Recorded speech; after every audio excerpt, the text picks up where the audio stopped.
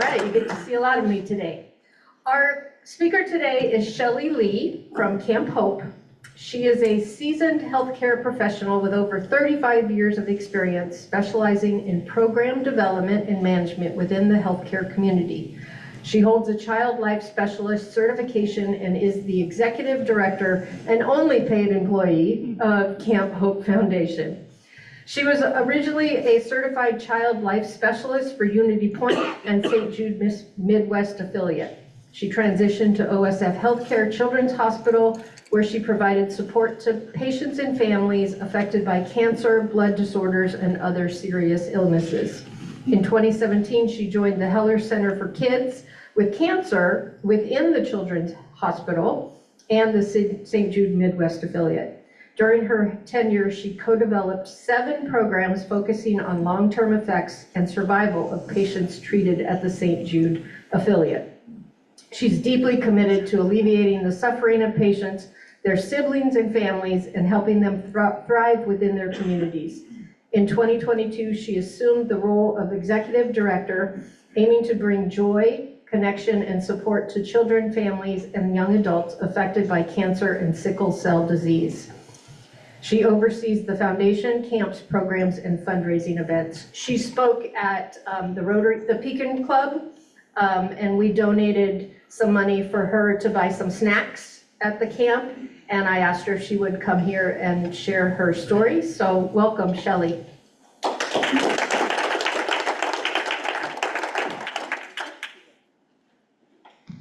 Well, thank you so very much. I'm thrilled to be here to tell you more about Camp Hope. Second, let me get my little, there we go. Yeah, thank you so much, and I appreciate it. Dawn, it was a pleasure to meet you in Pekin, and thank you for the invitation to be here. So, we'll back up just a little bit here. Yeah, I'm sorry, that's me. That's okay. Just share it, just wanted to share it with the online people. How about that?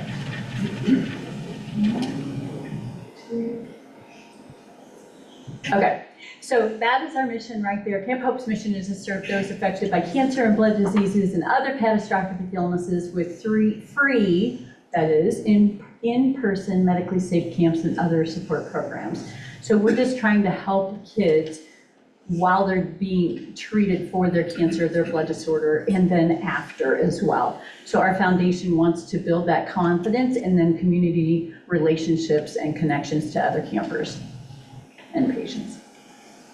So our history is that Camp Hope was founded in 2017. This is the, well, back here, I'll go back and show you the picture. This is, if you're familiar with the Dax Locke Foundation, that's Madeline Locke. Her mom was the one that actually started Dax Locke Foundation. And then fast forward to our history, in 2017, I talked to Julie. I was Dax's child life specialist. And so in 2017, I said to Julie, I said, hey, what would you be interested? I had worked with another camp for many, many years. And I said, would you be interested? Because I think we have enough kids in this area that we could start a camp of our own. And Julie said yes immediately. So we started that relationship in 2017. We had our first camp in 2018. And then we had a couple normal years of camp, but then of course, like everyone, we had COVID that we dealt with. So we then did virtual camp and camp in a box, and we sent those out. The cool thing about that is we were able to reach more of our kids, because we have a limit of how many kids can be in person. But with that, we had over 250 kids that we were able to serve with that. But we had volunteers that took those camp boxes out to them, and then we did camp virtually that year. Then in 2022, Julie came to me and she said, you know what, I just don't want to be a fundraiser anymore. I want to be a mom. And that was well-deserved. She had spent a lot of years giving back after the death of her son, Dax. So she wanted to step away from fundraising altogether because she was our chief fundraiser for Camp Hope. So at that point, I said, I think I'm ready to transition into this role. And so I took on the role of the executive director of Camp Hope. We did a name change to Camp Hope Foundation. So it is formally the Dax Locke Foundation. And now, then in 2022 or 23 and 24, 25, we were back in person. And then in 2025, we just switched to a new campground. So that's our history. A little more about us. Like I said, we're a free, medically safe camp. We hold our camp at East Bay Campground, which is on Lake Bloomington. It is a 5-night, 6-day camp. We also run a day camp as well, which you see there for kids ages 5 and over. 5 up to 17, but once they're 17-year-olds, they can become a leader in training if they'd like to. But we do give them some training for that. And then it's just for kids with cancer, sickle cell disease, and just basically the kids that are treated at the St. Jude Clinic in Peoria. Our camp for the coming year will be June 28th through July 3rd. So here's our impact since 2017. We have now served 1,182 campers, so that's exciting. We have 115 campers this year. So we started with 120, but because these kids are sometimes medically unstable, there were about 4 kids that the week before camp that we learned weren't able to come to camp because they were too sick to attend. One program that I started, but we aren't able to continue. We did it last year. It was called Hope to Hospital. So my hope was to have a program that while the kids were out at camp, we were running a camp at the hospital for the kids that are too sick to be at camp. So this year, the Children's Hospital decided unless we're doing that for the whole Children's Hospital, we couldn't do it for just one small group. So we were unable to do that this year. But we did run our camp for 115 campers. We did not have any day campers this year. We had 70 patients and 41 siblings. 29 of our 70 patients were active patients. So when I say patients that we're 70, that's one that has either is on therapy or off therapy for cancer treatment or blood disorder treatment. And then 50 were on oncology, 19 hematology, and then 35 of those kids were new to camp, and that's a pretty good number. These are kind of typical numbers that we see every year. Oops. Okay, whoop, there we go. Okay, so this is just a picture, a snapshot of East Bay Campground to kind of see where we're at and the fun that the kids have at the campground. We do have a relationship with the University of Illinois because we could not hold camp without the doctors and nurses that are treating these kids. So it's vitally important that we have a great relationship with them because frankly, the parents wouldn't trust us to have a camp without those people that already know their kids. So it's a huge win for us to bring one of the doctors that works in the clinic and also part of the nursing staff. So they can sign up to be volunteer nurses or nurses out at our camp. But we also have a lot of different staff members that do work at the Children's Hospital. So the Children's Hospital did support us financially this year, which was exciting for our first year. And then the university, of course, sends out a physician and an APN to help run our medical facility, which we call the zoo. There'll be a little bit more about that coming up right here. So this is the zoo, and that's our doctor, Dr. Light, and this is Sue on the right. And Sue has been involved with camps with me for over 30 years. So we've been doing this for a very long time. We have a really great plan, but you can see our staff that we have there. And really, it's just a really safe medical facility. And really what we do is we set up a whole EMR. If you're familiar with the medical system, it's a whole medical chart for each camper. It's a lot for our parents to sign up. Tim will vouch for that. It's a lot to sign up because you have to give a full health history of your camper. And then when they check in, they get checked in very thoroughly before they come to camp because we need to make sure our kids are safe at camp. So I trust these two greatly, but we couldn't do a camp without them. Another relationship we have is with the St. Francis College of Nursing. We had this last year, this was the 2024 group. This year we had 20 of them out there. So it's great because that's got our eyes on. So this is something that I, as a director, they don't do it across the nation, but as a director, I want to have these great relationships with these type of, the College of Nursing, because for our parents, I can tell them, I have nursing students in cabins. I didn't grab a college student off the street that has no idea about these kids. These are people that care about them and want to learn more. So for their benefit, they're learning more about our kids because they're going to go into the medical field very shortly. And, but it also gives better eyes for our, better eyes on our kids. So that's great. And then also this year, I built a relationship with the Illinois State University Child Life Program. And so we also had 10 child life specialist students at camp as well. So that's another group that's very interested. Typically what I seek out are medical professional students so that we really have those great eyes on, and we're giving them help as well in their career. So that's what they do. They do provide medical assistance while they're there. A part of what they're doing, so those students are also getting course credit to be there, both the child life and the nursing students. And the only real requirement they have is to be a counselor and be fun and have a great week with the kids, but also they do medical education. So I had our counselor nurses all did some kind of a medical education. They might have been teaching about sickle cell disease, which many people don't know about, so they might have taught the campers about that, or they chose some kind of a medical thing related to what they are already going through, so that the kids can understand better about each other's diseases. Also, the child life specialists taught pill swallowing, because a lot of kids, when they are diagnosed with cancer, or they're diagnosed with blood disorder, or whatever, all of a sudden they're thrown all these pills that they have to take and they don't know how to do it. And it's a rush. I mean, when you're diagnosed with a chronic illness, everything happens very quickly. And then all of a sudden the kids lose a lot of choices.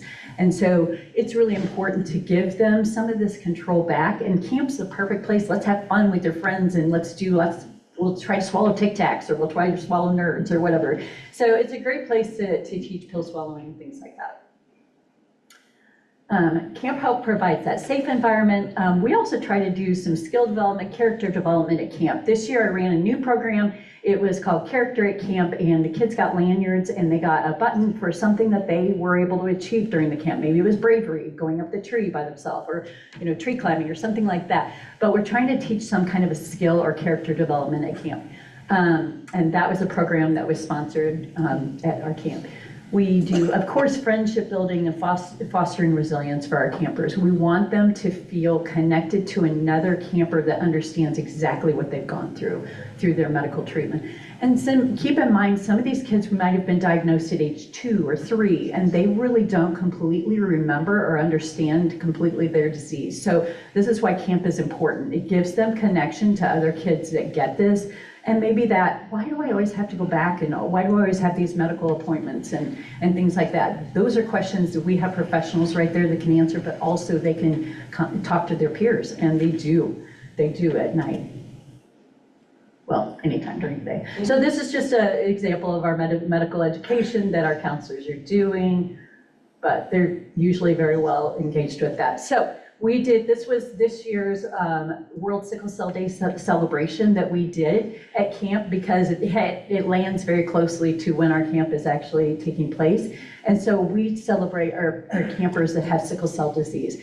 The cool thing about our camp, which is different than the camps across the nation, is Camp Hope includes patients with sickle cell disease. And that's just a passion of mine, because I went every year to an oncology camp, and I would come back as a child life specialist. I'd be sitting in that St. Jude clinic as a child life specialist, and I was like talking to all these kids, but the sickle cell kids didn't have a camp to go to. And I'm like, this isn't fair. There's so many of them. And so I wanted to make sure that they had a place to come. So it's an oncology and hematology camp.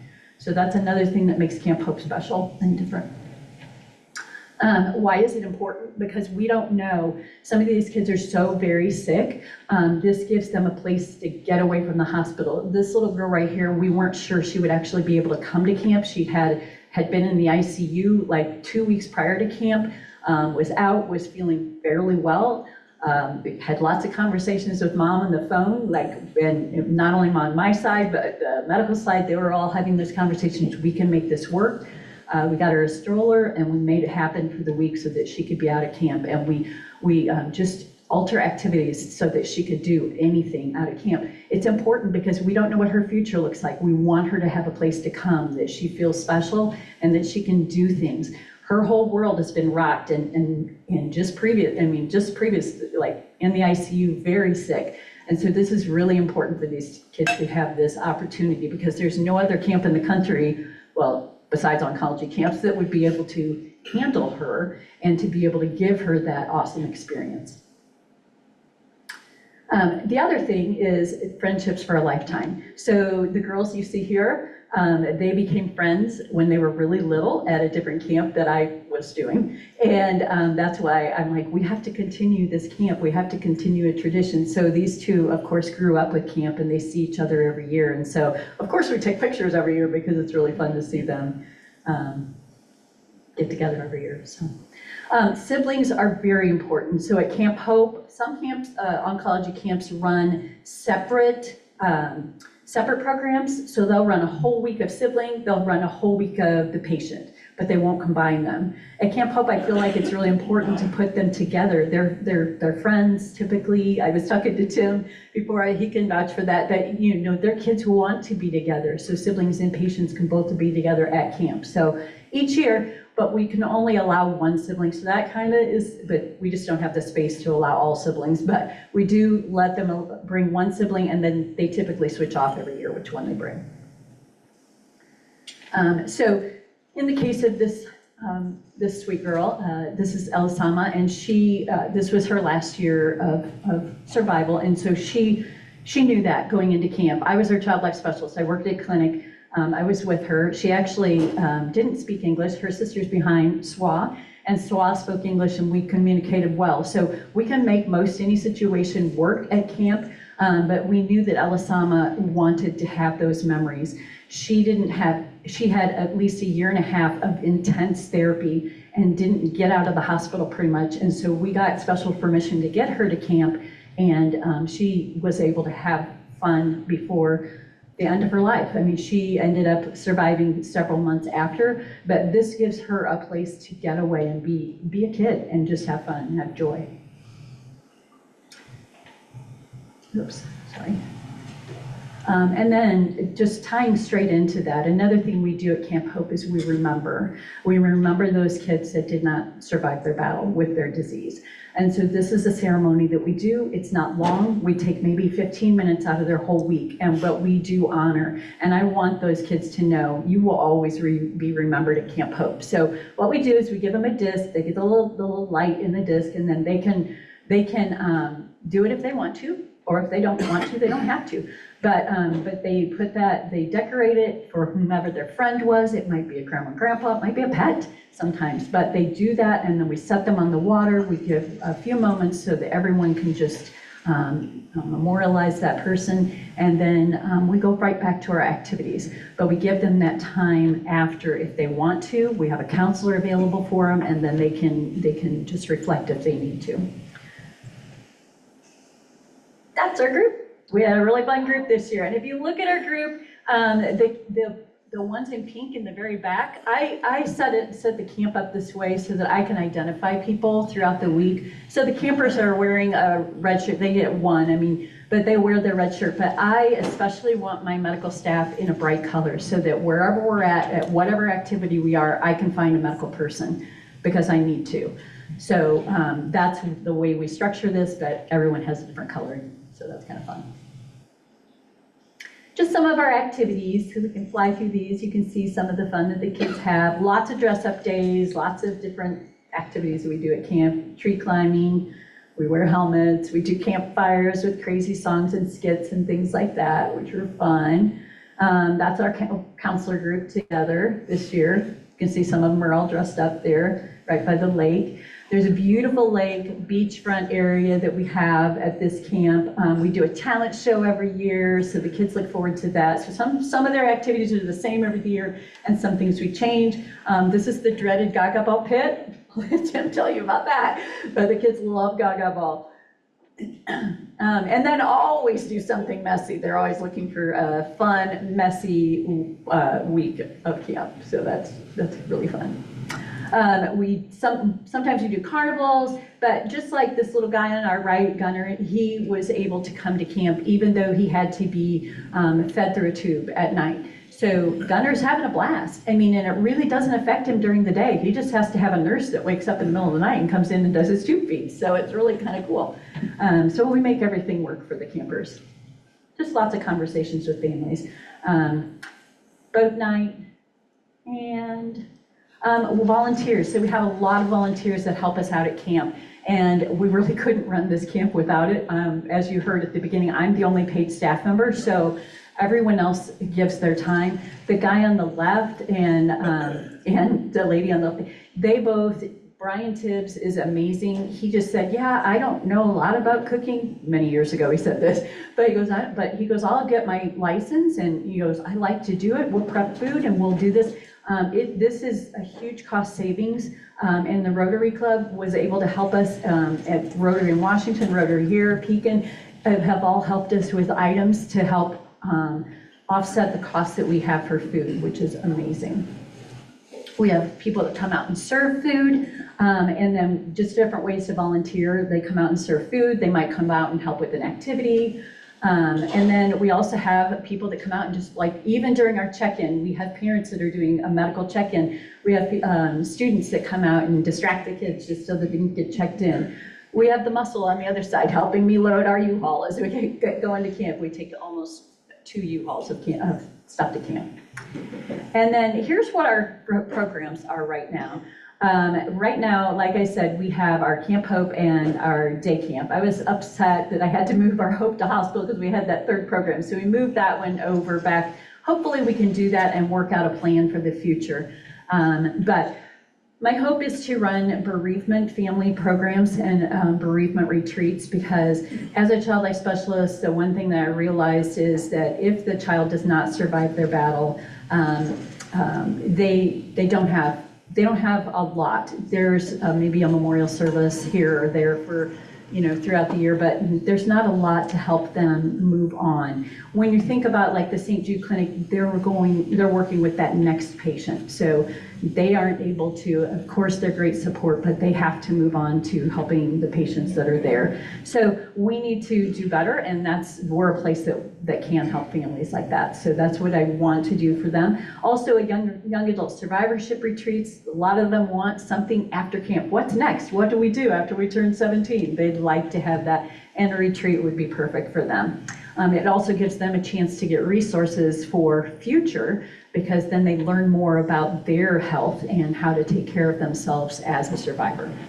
A Connect Camp for new families. When you're a new family, you're diagnosed, you're thrown a bunch of medical information, and then you're there to figure it out.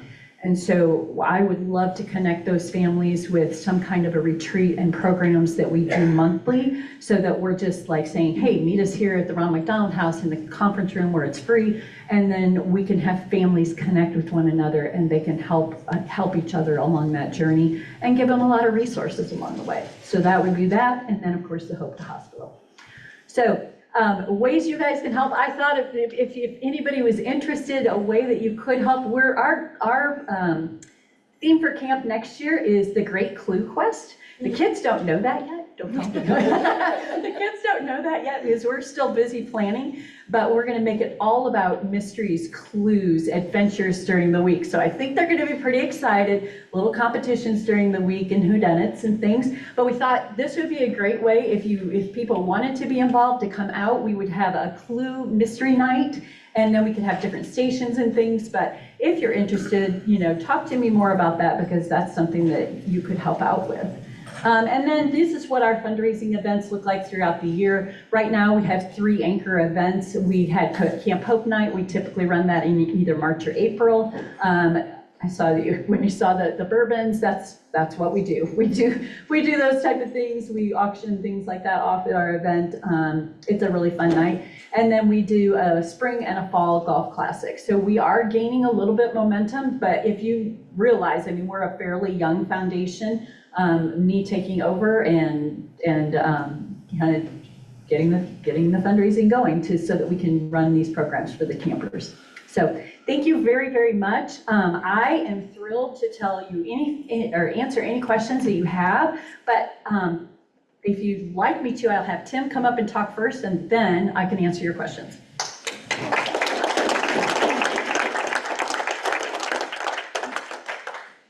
So when Leah invited me, I texted Shelley just to give her a heads up that I'd be here, and she's like, great, you can talk too. So thanks, Shelley, and thanks again, Leah, for inviting me.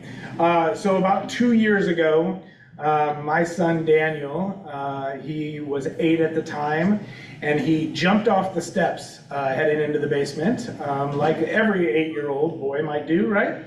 And he said, Dad, my leg kind of hurts. And it was the night before back to school, so we got a lot going on. Soccer's happening, right? And I'm like, you got to tough it out, kid. You got to, because that's what dads say, right? Tough it out.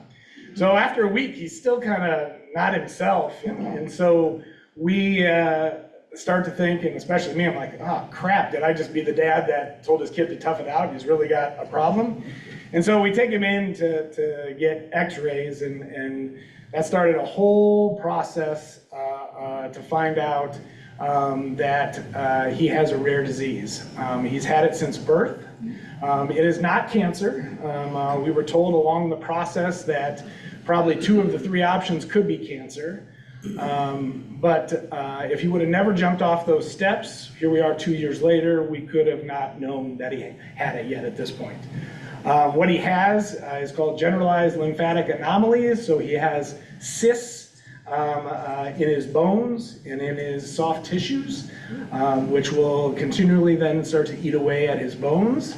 And what he has no cure as part of it. So we are very thankful that the Midwest affiliate exists here in Peoria, and they were willing to treat him for that. So we are a St. Jude family that goes every month, and as part of that, last fall when we were digesting everything, we happened to be there for a treatment day, and Shelley was there, and she's like, do you know about Camp Hope? And we're like, no, what is Camp Hope? And we just shared at the table, I'm a lifelong Peoria resident, and I had never heard about Camp Hope. And so my son was and still is a Cub Scout. And as we think about his friends going to Cub Scout camp, after his diagnosis, there would be no way that we would send him to that. They wouldn't be equipped, and my wife and my heart wouldn't be able to handle it. So, Camp Hope existing is a big deal for us because we get to give our kids an experience that he might miss out on otherwise. She joked about the Gaga Ball this year. My son loves Gaga Ball. And we got a call from Shelley, I don't know, I think it was like Wednesday of the week. And when you get a call from Shelley during the week, you don't know what's happening, because the year before he was the homesick kid, so we were getting those calls. But they're like, hey, he hurt himself, and we're like, okay. And we know they got doctors, right? She talked about that, doctors and nurses, so you're feeling pretty good.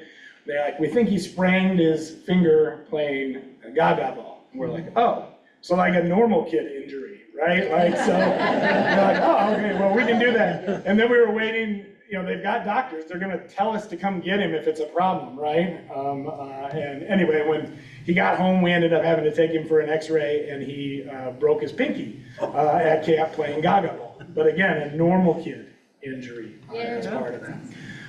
The other thing I would just emphasize, so Daniel has a sister. Her name is Sarah. She is 2 years older than him, 2 grades ahead of him. And one of the things that we've become aware of is siblings of those with a chronic illness can have something that they say is called the glass child disease, where they feel like they're invisible because so many things focus, because they need to, right, on your other child with the disease.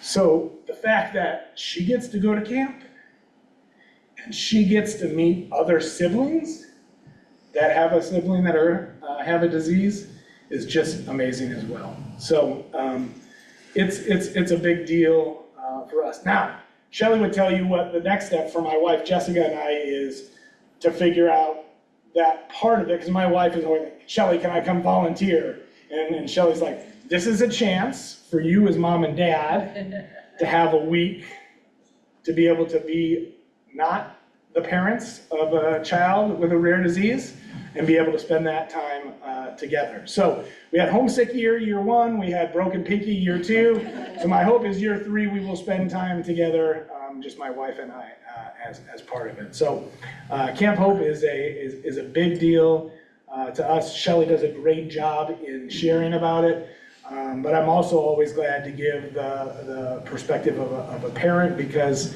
3 years ago, we were, like probably many of you, not aware, not even in the scenario, and then when our life changed 2 years ago, you're drinking all the bad from the fire hose, and so to have something good and positive, and it's here, it's in central Illinois, we don't have to go anywhere for it. The fundraising and support is here in central Illinois, and as a lifelong person from central Illinois, that's important. The Midwest affiliate is important. I love St. Jude. My kid doesn't have cancer though, so to have other things that are in central Illinois, it's important to remember those groups as well as they go out to try to support their foundations and organizations. So, thank you. There's nothing else I need to say.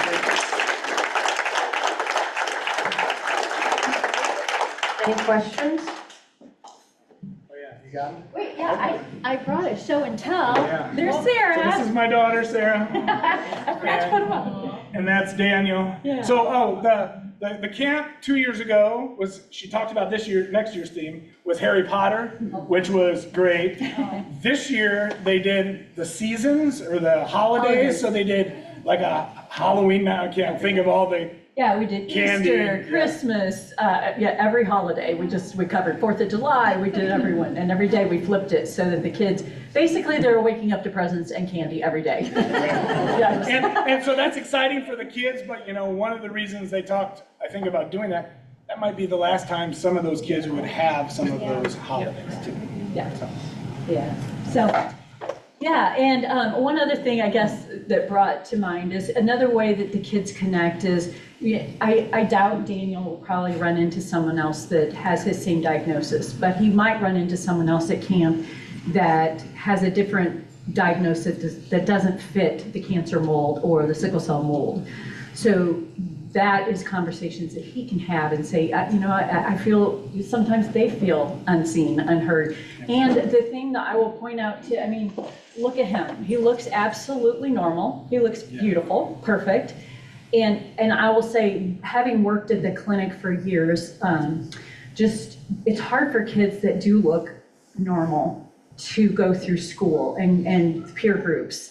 You can attest to this because people are like, you're sick, you don't look sick, you look fine, And as adults, we even forget they're sick and they're dealing with all this once a month. They're going in for these treatments. So it's important for them. The two girls that I showed you in the picture that were the 1 year and then the last year, for those girls, they connected because they're both brain tumor patients and they both lost their hair and they both have prosthetic wigs forever. They'll never be able to grow a full head of hair. So that connection is extremely important for them at camp. And they'll always have a place at camp if they want to come back and be a counselor, at least at this point. So, yeah. So thank you so much for being here. The two of you make such a powerful statement. It's just, how can we help? And we've had illness in our family, and I can relate to how difficult it can be. So my question, just to start, what's your annual budget and where does the money come from? So our annual budget isn't huge. In fact, we just were reviewing this recently. So the fundraising that we did with the 3 events, that's where we're at right now. When I took over the foundation, I inherited the Camp Hope Night event, which is that first gala type event. That's a large event to run. And it does fairly well, but what our annual budget is around $250,000, and that pays my salary plus camp plus helping us run the next fundraising event. So we're really on a very tight annual budget right now, so that we're able to do that. And when I showed just to be fully transparent, in the slides that we had moved to a new campground, well, we hadn't outgrown the previous campground, but the cost had gotten too high. There was just no way we could continue there and continue camp. So we made that change, but we love that change. So we were happy with this change. And another thing that we do, we try to save money in any way we can for this. And so we do bring in so many volunteers and so many community members to help out a lot of things, like Culver sponsored a night at meal at camp, and different things like that happen. Washington Rotary came out and did pancakes and sausages one morning. And so those type of things happen and help us offset the costs for camp. And just us taking over the food portion and being able to do that, we're running our camp at East Bay Camp, which is a Christian camp, and they don't normally allow somebody to come in and take over the camp and not use their food. That's actually where they can make some money. But we begged and pleaded, and so we saved $40,000 just by doing that and moving to this campground and doing our own food. So it's a big cost savings to us. But yes, those were our three main fundraising events. We're starting to gain a little bit of momentum on fundraising events, because outside of us running them, like communities, we haven't had that type of support yet. So yeah. You just sort of answered part of it. Where physically located is East Bay Camp? And what are the dates for that Clue Night event in 2026? Okay, so I am super flexible with the Clue Night. So because we're still developing our schedule, we can make that whatever night, but it does have to fit into July or June 28th, not that night, because that's check-in day, can't do it. So check-in day's crazy. So it would be like June 29th through July 2nd. In those dates, that would be great for me, and we will work around you if you'd like to do it. And what was your other? Where is East? Oh, East Bay Camp is, well, it depends. If you look it up on Google, it's either going to say it's in Lexington or Hudson, but right there. Because one time you look it up, it says Lexington. Their address is, you go right through Hudson and it's on Lake Bloomington. Lexington is the Just north of Bloomington, if you Yeah, know. north of Bloomington, thank you. Yeah. All right, well, God bless you guys, and God bless your staff with a wonderful program. Forgive me, I may have missed this. I was trying to hold back tears the whole time you're speaking, so. That is fun. Keep from bawling my eyes out. How many campers can you guys have? Well, this campground holds 188 people, but that cuts us off at 130 campers so that we have the staff that's appropriate for these kids. They need better eyes on. So I have a lot of, my counselor to camper ratio is really high. We have about 16 medical staff members, so we have to house them all. So yeah, but 188 is what it holds, but I try to cut it off at 130 to 140. Any other questions? Is there a cost to the parents? No cost whatsoever.